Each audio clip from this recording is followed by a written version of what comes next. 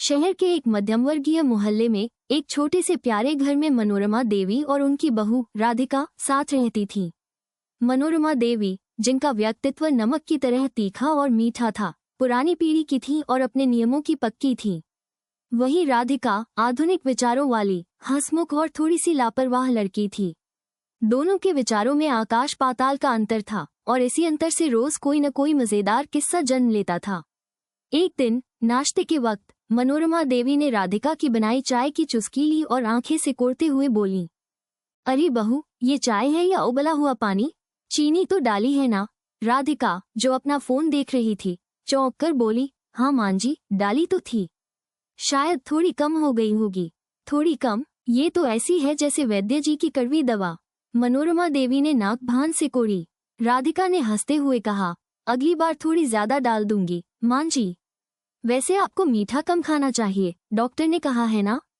मनोरमा देवी ने तीखी नजर से राधिका को देखा। डॉक्टर ने कहा है, इसका मतलब ये नहीं कि तुम मुझे बिना मीठी चाय पिलाओगी। और सुनो, आज सब्जी में हींग जरूर डालना, तुम्हारे पिताजी को बहुत पसंद है। राधिका ने मुंह बनाते हुए कहा, लेकिन मां जी, मुझे हींग की महक बिल्कुल पसंद नहीं। तुम्हारी पसंद नापसंद से क्या होता है? घर के पुरुषों की पसंद का ध्यान रखना बहू का धर्म है, मनोरमा देवी ने उपदेशात्मक स्वर में कहा। शाम को जब राधिका ऑफिस से लौटी तो उसने देखा कि मनोरमा देवी आंगन में खड़ी होकर किसी से फोन पर जोर जोर से बातें कर रही हैं। हाँ, मैंने उसे सब सिखाया है। आजकल की लड़कियों को कुछ नहीं आता। हाँ, दाल में नमक भी ज्यादा डाल देती है कभी कभी। अरे, उसकी मम्मी ने क्या सिखाया होगा उसे? मनोरमा देवी बड़बड़ा रही थी।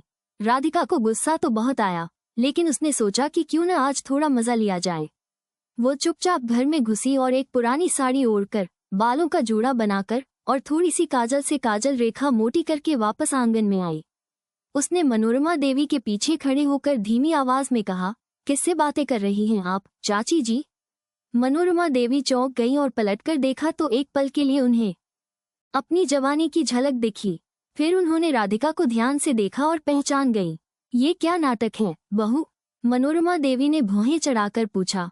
राधिका ने अपनी आवाज बदली और नकल करते हुए कहा, अरे, बहू को कुछ नहीं आता, दाल में नमक ज्यादा डालती है। उसकी मम्मी ने क्या सिखाया होगा उसे? मनोरमा देवी को अपनी बात याद आ गई और उन्हें हंसी आ गई। वो अपनी हंसी रोक नहीं पाई और जोर जोर से हंसने लगी।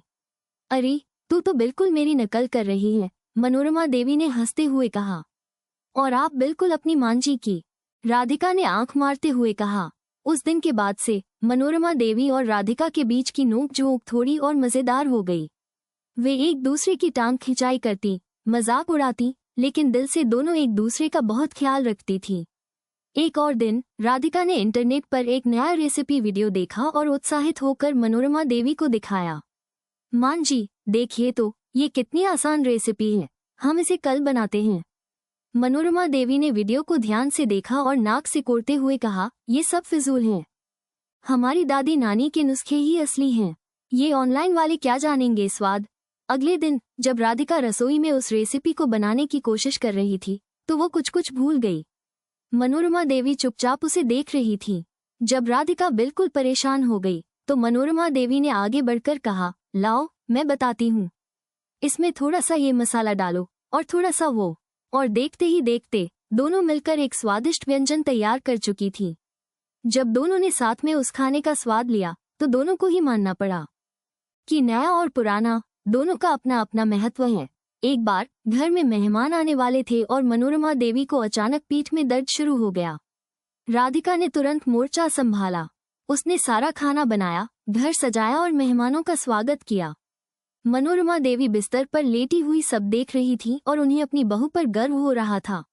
जब मेहमान चले गए तो मनोरमा देवी ने राधिका को पास बुलाया और कहा, आज तूने साबित कर दिया कि तू सिर्फ आधुनिक विचारों वाली लड़की नहीं है, बल्कि एक अच्छी बहू भी है।